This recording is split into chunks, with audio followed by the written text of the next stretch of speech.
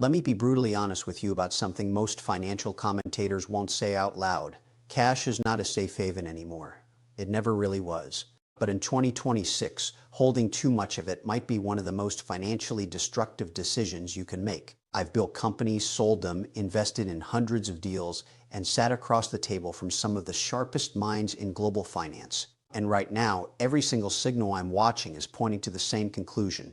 The people who are sitting on piles of cash, feeling safe, feeling smart, are about to get absolutely wrecked. Not by a crash, not by a recession, by something far more insidious, and I'm going to explain exactly what that is. But before I do, I want to ask you something. Right now, today, what percentage of your net worth is sitting in cash or cash equivalents? Put it in the comments below. I'm serious, because what you're about to hear is going to make you rethink that number entirely.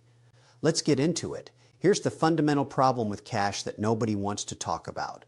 It feels safe. That feeling is a lie, and it's a very expensive lie. When you hold cash, you feel in control. You feel liquid. You feel like you're ready for the opportunity. But what you're actually doing is slowly, quietly, methodically destroying your own wealth. Every single day, without lifting a finger. Inflation is a silent tax. It doesn't announce itself. It doesn't send you a bill. It just erodes the purchasing power of every dollar you're holding while you sleep. And here's what makes 2026 particularly dangerous. The macroeconomic environment we're entering is unlike anything most retail investors have experienced in their lifetimes. We are looking at a convergence of forces that makes cash not just underperforming, but actively dangerous.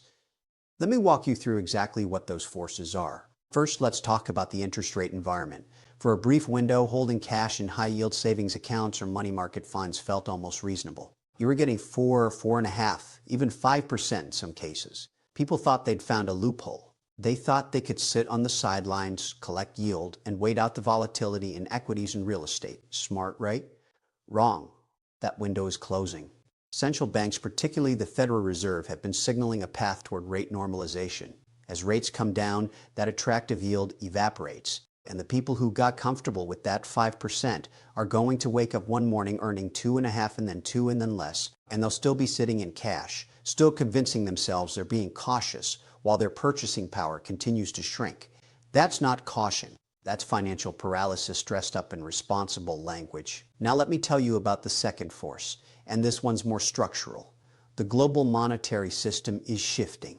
I don't say that as hyperbole. I say it as someone who watches capital flows, policy decisions, and institutional behavior very carefully. The dominance of the U.S. dollar as the world's reserve currency, while still very real, is being quietly challenged.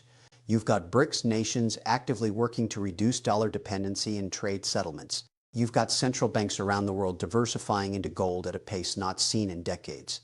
The World Gold Council reported that central banks bought over 1,000 tons of gold in consecutive recent years. They're not doing that because they love gold. They're doing it because they're hedging against dollar risk. When the institutions that literally create money start hedging against cash, you should probably pay attention to that. Here's where the psychology gets interesting.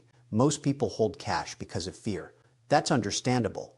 Fear is a powerful motivator, but fear-based financial decisions are almost always wrong in the long run. I've seen it over and over again. The average person sees volatility in the market and pulls their money out. The wealthy person sees volatility and asks, where's the opportunity in this? That's not a personality difference. That's a knowledge difference. And knowledge is something you can acquire. The average investor waits for certainty before deploying capital. But certainty never comes. The wealthy investor understands that uncertainty is the price of admission for real returns. Risk isn't something to be avoided. It's something to be understood, measured, and managed. Cash gives you the illusion of zero risk. What it actually gives you is guaranteed slow loss. Think about that.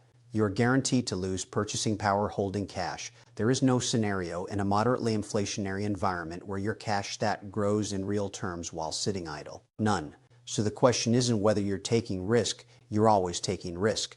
The question is whether you're taking intelligent risk or unintelligent risk. Let's talk about what intelligent looks like right now. I'm not here to give you a stock tip or tell you to pour everything into crypto. I'm talking about a fundamental reorientation of how you think about capital allocation.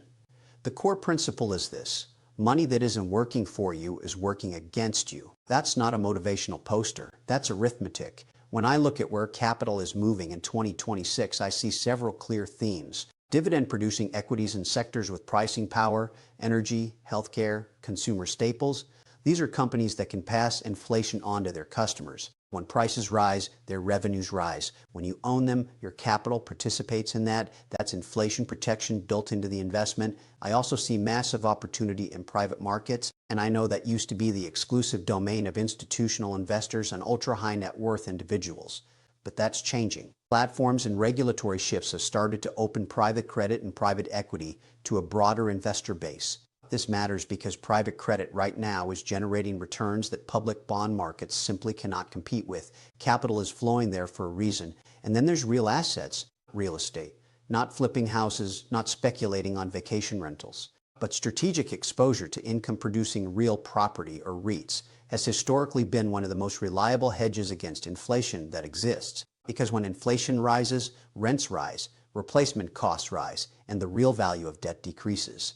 The math consistently works in favor of the asset holder and against the cash holder. Here's another angle that almost nobody talks about, and I think it's critically important. The opportunity cost of cash is accelerating, not just because of inflation, but because of technological change. We are living through a period of extraordinary value creation in artificial intelligence, in energy infrastructure, in biotechnology. The companies being built right now, some of them are going to be among the most valuable entities that have ever existed. And the people who are sitting on the sidelines in cash are going to watch that value creation happen without them. I made some of my best investments during periods when conventional wisdom said to be cautious. When everyone else was scared, I was asking questions. What's actually broken here?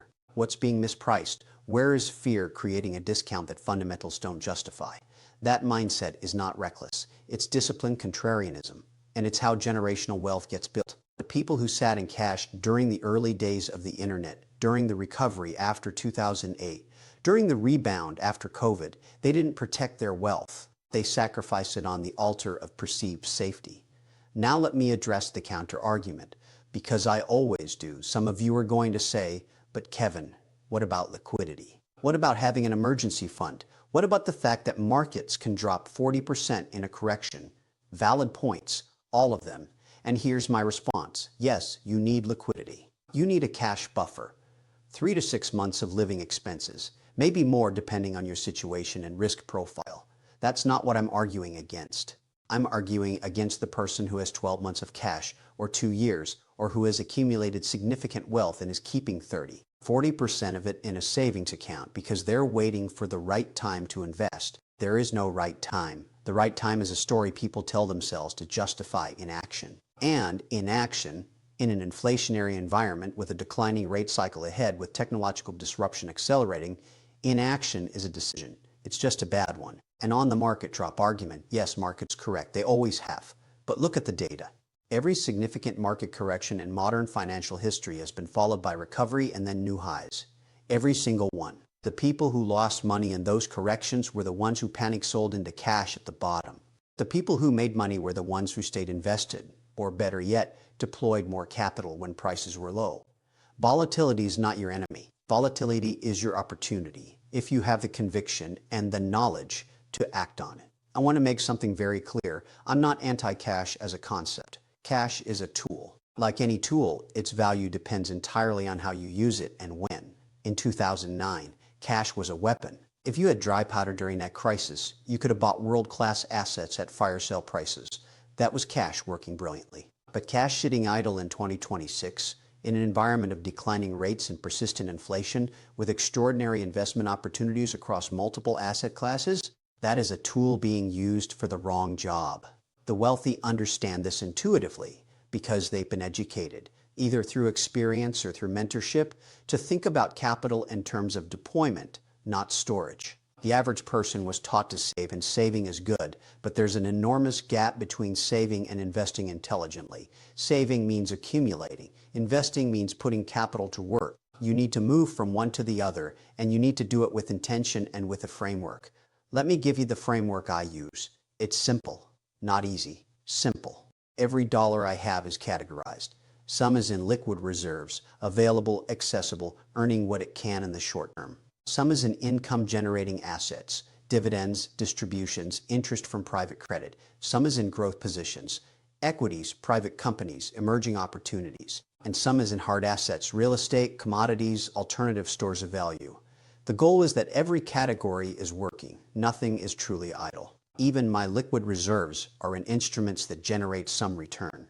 The allocation shifts based on market conditions, on opportunity, on my own liquidity needs. But the principle never changes. Capital must be deployed with purpose. That's the difference, not the specific investments, the underlying philosophy. The wealthy don't think about money as something to protect. They think about it as something to deploy. That mental shift alone is worth more than any stock tip I could ever give you. Here's my final thought, and I want you to really sit with this. The financial decisions you make in the next 12 to 18 months are going to have consequences that last a decade. I genuinely believe that. The rate environment is shifting. The inflation picture is complex and not going away. Technology is creating new asset classes and new opportunities faster than most people can track. The global monetary order is evolving. Every one of these forces is telling you the same thing. Now is not the time to be passive with your capital. The people who come out ahead in 2026 and beyond are not going to be the ones who are the most cautious. They're going to be the ones who are the most educated, the most intentional, the most willing to challenge the default assumption that cash equals safety. Cash is not safety. Cash is slowly losing money with extra steps. Get educated, get allocated, get moving. And tell me in the comments, what's your current cash allocation? And after watching this, are you rethinking it? I read every comment. Let's talk about it.